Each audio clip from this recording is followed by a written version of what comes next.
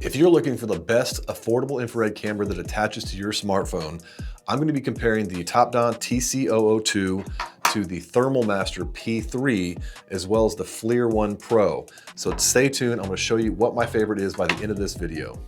If you've been watching my channel for a while, then you know how much I like the Topdon TC002.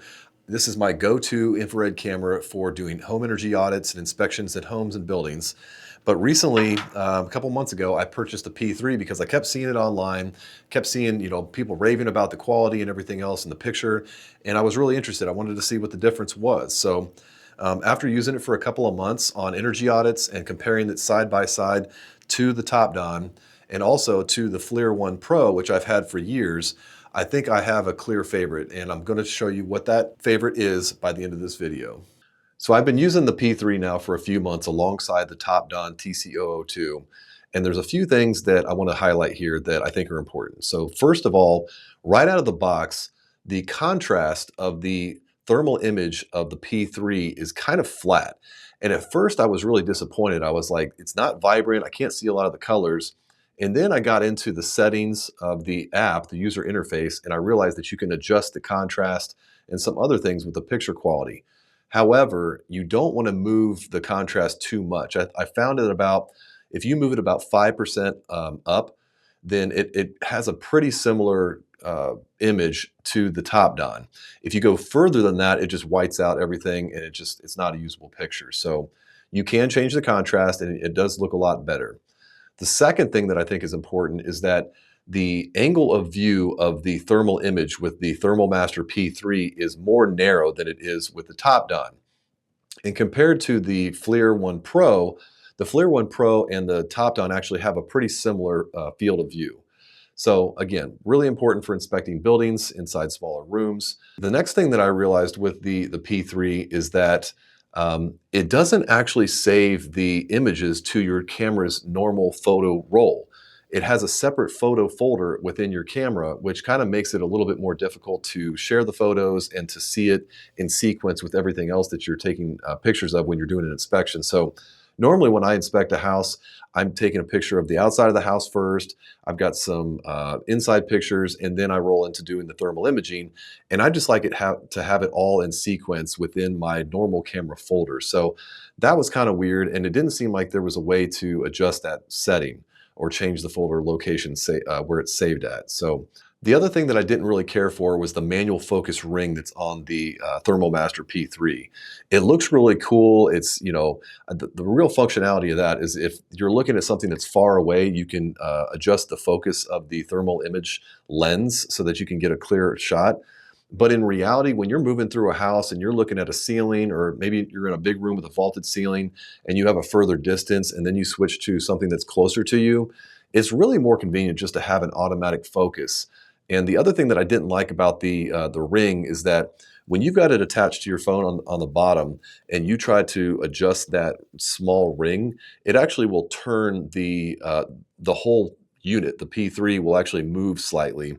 And if you turn it too much, sometimes it can actually disconnect the USB-C port from your camera and actually turn the thing off. So didn't really care for that.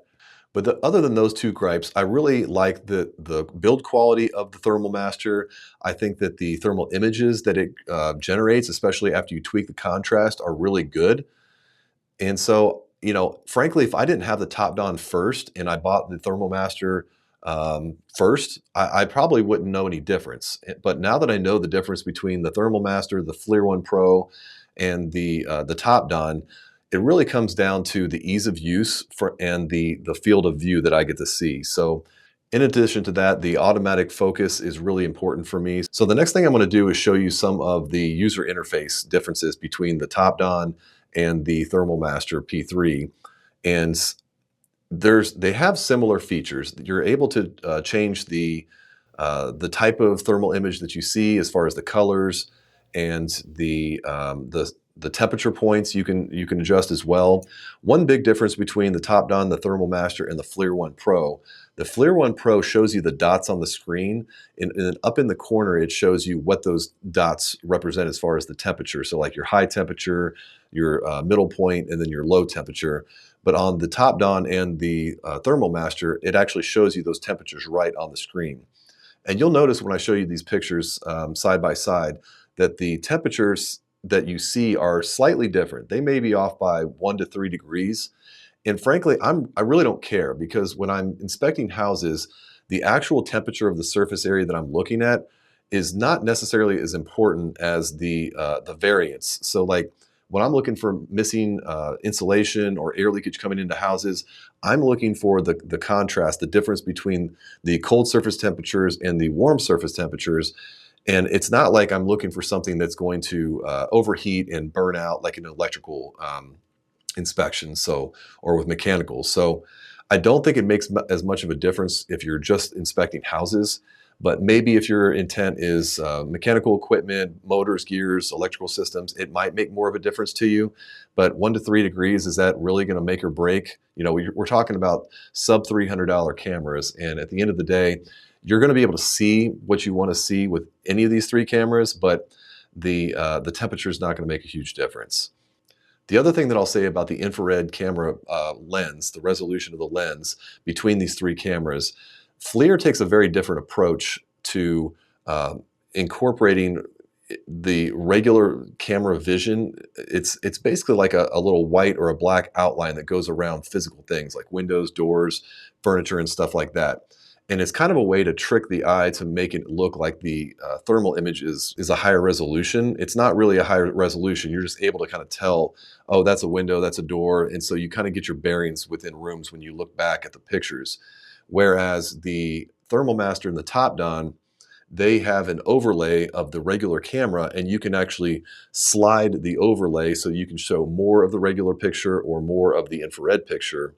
However, with the Thermal Master P3, you can't really line up, you can't adjust the camera directly over top of the thermal image like you can with the Topdon. The Topdon allows you to kind of zoom in on the camera overlay and then move it so that it matches up really well with the thermal image.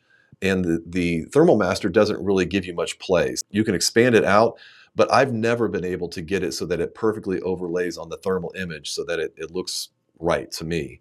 So I really didn't use it. I actually turned that feature off because as you can see in the picture here that I'm showing you, it just doesn't line up. It doesn't look good. So I just turned off that overlay and I just used it as a regular infrared camera.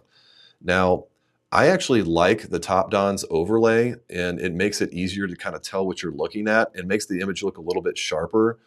So again, just these little kind of nuances between the cameras are really a user preference, but I'm hopefully this makes more sense to you and is valuable to you if you're inspecting buildings and you want to be able to tell what you're looking at afterwards, because the last thing you want to do is get back to your office and go through the images and not be able to reference or tell what exactly you're looking at. So it's pretty important when you're explaining to your client, to the homeowner or to your builder or whatever, on here's the problem in this room, in this part of the house, and this is what you're looking at.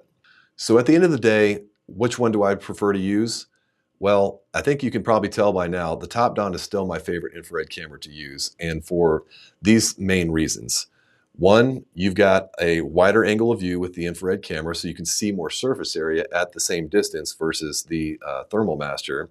And like I said, the FLIR does have about the same field of view. If you're a FLIR guy and you're willing to deal with the lower resolution, then so be it. But those cameras are about the same price, if not a little bit more expensive. So I don't really know why you would go that route. The other thing that I like is the overlay of the regular camera over the infrared and the ability to adjust it versus the for the Topdon versus the Thermal Master. And so the ability to save the camera pictures, the thermal images to your camera roll, all these things just make for an easier use, along with the ability for the automatic focus of the infrared camera. So while you're using it in reality, it's just easier to use, frankly. And the build quality is really good. I've actually dropped my phone with the Topdon camera on it, and it hit the floor, bounced, went 10 or 15 feet, and it was perfectly fine. The camera actually detached from my phone, and neither my phone nor the camera were damaged. So I was really impressed with that. That's my conclusion. The Topdon is still the top dog as far as I'm concerned, and it's cheaper than both of these two alternatives. So let me know what you think in the comments below, and I'll talk to you on the next one.